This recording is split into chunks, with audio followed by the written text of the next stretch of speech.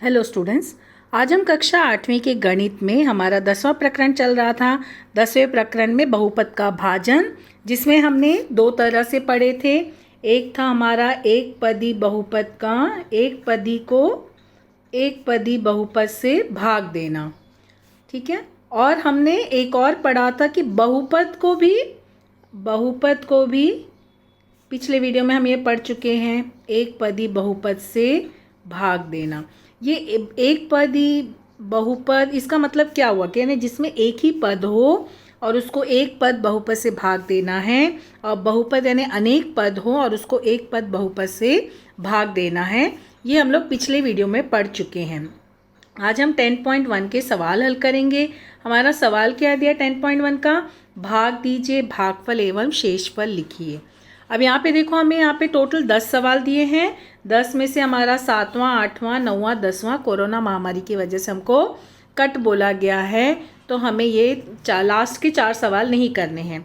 तो अभी इस वीडियो में हम पहला, दूसरा, तीसरा, चौथा सवाल हल करेंगे, क्योंकि देखो ये सारे एक पदी बहुपद का एक पदी बहुपद से भाजन है। तो इस विधि का आज हम इस 4 सवाल में हल करेंगे। अब यहाँ पे देखो, हमारा पहला सवाल है, भाग दीजिए और भागफल और शेषफल लिखिए। ये हमारा 10.1 का पहला सवाल है। हमें यहाँ पे 21m² को 7m से भाग देना है। तो जब हम भाग देंगे तो हम कैसे भाग देंगे? यहाँ पे देखो, ये 21m का वर्ग है और यहाँ पे ये 7m है। तो जब भाग देना था तो तुम लोगों को मैं बताई थी, 7 को कितने से गुणा करोगे कि 21 आना चाहिए। 7 को देखो 3 से गुणा किए तो 21 आया, और m को m से गुणा किए, क्योंकि यहाँ पे चरांक में घातांक का नियम लगाना, तो m को m से गुणा किए तो m वर्ग आया। एक और एक जुड़ के 2 हो गया ना, 7 गुणे 3 21 m का वर्ग। चूँकि भाग है तो यहाँ माइनस होगा, दोनों कट जाएगा, आंसर क्या आएगा 0। मतलब तुम्हें क्या करना है, यहाँ पे इस तरह से लाना है कि दोनों जो है यहाँ पर ये 7 को गुणा करने पर 21 आ जाए और m को गुणा करने पर m वर्ग आ जाए। तो अभी हमारा भाग हो गया, लेकिन हमें प्रश्न में क्या बोला है, भागफल और शेषफल भी लिखिए। तो जब भाग दे लोगे तो भाग देने के बाद उसके नीचे जहाँ भाग दे लोगे वहाँ पे भागफल लिखना और शेषफल लिखना।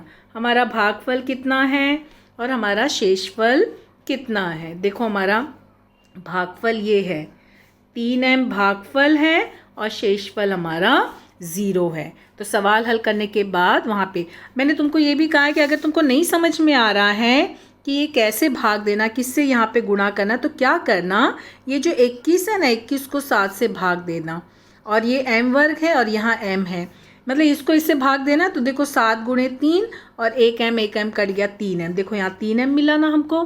तो ये इस तरह से भी तुम भाग करके देख सकते हो, ठीक है। तो इस तरह से हमारा ये पहला सवाल हल हुआ। ये लिखने की ज़रूरत नहीं है, ये तुम्हारा कैलकुलेशन है, ये रफ कार्य है, तुम चाहो तो करो, नहीं चाहो तो भी करो, लेकिन ये लिखना ज़रूरी है, ठीक है। तो इस तरह से ये हमारा पहला सवाल हल होता है। अब हम आते हैं दूसरे सवाल में। तभी हमारा दूसरा सवाल क्या दिया है, 40a का घन, और इसको किससे भाग देना है, यहाँ पर -10a से। तब यहाँ पे देखो, ये तुम्हारा भाग दिए तो ये क्या हो गया, 40a का घन और यहाँ पे -10a। अब देखो 10 को किससे गुणा किए कि 40 आ जाएगा, 10 को 4 से गुणा किए तो 40 हो गया, ठीक है। और a को यहाँ पर किससे गुणा किए कि a घन हो जाना चाहिए, घातांक का नियम लगाए, तो देखो 2, क्योंकि 3a है ना, यहाँ पे एक ही a है तो 2a चाहिए, तो a का घन। लेकिन यहाँ पे चिन्ह देखो माइनस है, तो यहाँ पर भी हमारा क्या हो जाएगा, क्योंकि यहाँ पे ये +40 है ना, तो +40 अगर हम इससे गुणा किए तो -40 हो गया ना, लेकिन हमको यहाँ पे जो संख्या दी सेम आना चाहिए, तो इसके लिए यहाँ पे माइनस आ जाएगा। तो फिर ये देखो माइनस माइनस प्लस हो गया, ठीक है, माइनस माइनस प्लस हो गया। लेकिन भाग दिए हैं तो भाग देते समय चिन्ह बदलता है, तो जब चिन्ह बदला तो ये माइनस हो गया और ये दोनों कट गया, आंसर क्या मिला 0। तभी हमारा भागफल क्या हुआ, हमारा भागफल जो है वो हो गया, कितना मिला हमको, -4a का वर्ग, और शेषफल हमको क्या मिला, यहाँ पे 0। देखो आसान है, बहुत आसान सवाल है। ध्यान से चिन्ह का ध्यान देना, हाँ, क्योंकि यहाँ पे माइनस हमने क्यों लिया, क्योंकि देखो यहाँ माइनस है, तो ये माइनस माइनस गुणा होने पर प्लस आता है ना, क्योंकि यहाँ पर अंदर जो हमारे ये संख्या थी भाज्य जो है वो +40 है ना, तो +40 लाने के लिए यहाँ पे माइनस लिया गया, तो माइनस माइनस प्लस हो गया। लेकिन भाग करते हैं तो चिन्ह बदलता है, इसके लिए यहाँ पर माइनस। तो ये हमारा हो गया, ये भागफल होता है, जो यहाँ पे हम लिखते हैं ये भागफल होता है, ये जो लिखते हैं शेषफल होता है। ठीक है, तो अभी हमारा दूसरा सवाल हल हुआ। अब हम देखो तीसरे सवाल पे आते हैं। हमारा तीसरा सवाल क्या दिया है, -48 p घाते 4 भागे -9 p घाते वर्ग।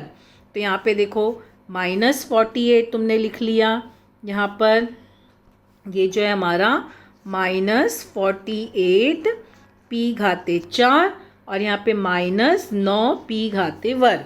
अब देखो यहाँ माइनस है तो यहाँ पर हमें चिन्ह लेने की ज़रूरत नहीं है, क्योंकि जब भी गुणा करोगे तो माइनस हो जाएगा। अब यहाँ 48 है तो 9 को कितने से गुणा किए तो 48 हो जाएगा। देखो 9 का पहाड़ा अगर पढ़ोगे तो 9 गुणे कितना हो जाएगा, यहाँ पे 9 के पहाड़े में 48 आता है, नहीं आता है, तो फिर कैसे आएगा आंसर। तो आंसर कैसे आएगा, तो यहाँ पे क्या करना, 48 को 9 से भाग दे देना। ठीक है, अगर तुम्हें नहीं समझ में आता तो रफ कार्य कर लो, ये हमारा रफ कार्य है। तो क्या 3 के पहाड़े से जाएगा, देखो 3 गुणे 1 3, 3 गुणे 6 18, 3 गुणे 3 9। अब क्या ये आगे कट रहा है, नहीं कट रहा है, तो ये आगे कट नहीं हो रहा। तो यानी क्या आंसर आया, 16/3, 16/3। तो यहाँ पर हमें क्या लेना होगा, 16/3। तो इस तरह से हम क्या करेंगे, अब हम इसको भाग देंगे, तो -48 p घाते 4 और यहाँ पे -9 p का वर्ग। तभी हमें यहाँ पे कितना लेना था, 16/3। ठीक है, 16/3, क्योंकि अभी हम रफ कार्य में देखे ना हमको कैसे मिला था 16/3। अब हम चरांक लेंगे, यहाँ पे p का वर्ग है और यहाँ p घाते 4 है, तो घातांक का नियम के हिसाब से क्या आया, p का वर्ग, तो ये आ गया p का वर्ग। ठीक है, अब यहाँ पे गुणा किए तो गुणा करने पर, चूंकि देखो यहाँ पर हमने माइनस नहीं लिया, क्यों, क्योंकि यहाँ माइनस है और गुणा करने पर ये माइनस हो जाता है। और इसको गुणा किए तो देखो ये हो गया 48 p घाते 4। तो अब यहाँ पे भाग है, भाग देने पे चिन्ह बदल जाता है, तो चिन्ह बदल के आंसर क्या मिला, 0। तो हमारा भागफल हमको क्या मिला, ये भाग जहाँ करोगे ना उसके नीचे लिखना भागफल। ठीक है, तो भागफल हमको मिला 16/3 p का वर्ग और शेषफल हमको क्या मिला, 0।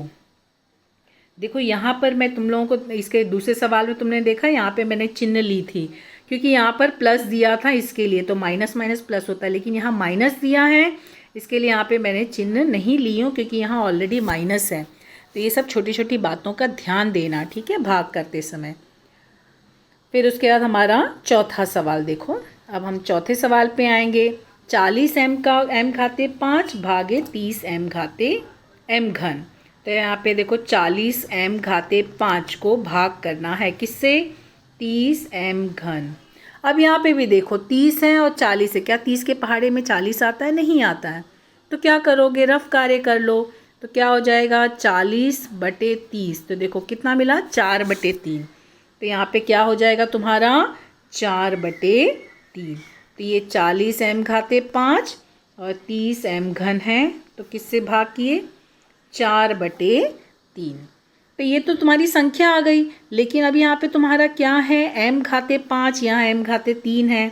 घातांक के नियम के अनुसार कितना हमें m की ज़रूरत है, 2m की, क्योंकि 3 और 2 मिलके 5 होता है। घातांक के नियम में जोड़ते हैं ना हम लोग।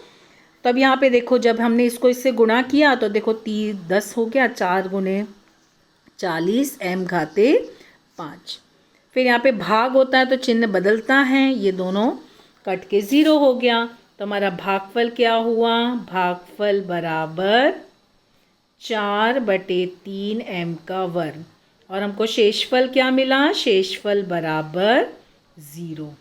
ठीक है, तो इस तरह से हमारा एक पदी बहुपद का एक पदी बहुपद से भाग देना। तो 4 सवाल उसी पर थे। अभी अगला जो 5वां 6वां सवाल है वो हमारा बहुपद का एक पदी बहुपद से भाजन है, इसके लिए वो हम लोग अगले वीडियो में देखेंगे। ध्यान से ये सारे सवाल हल करो, ठीक है। Thank you.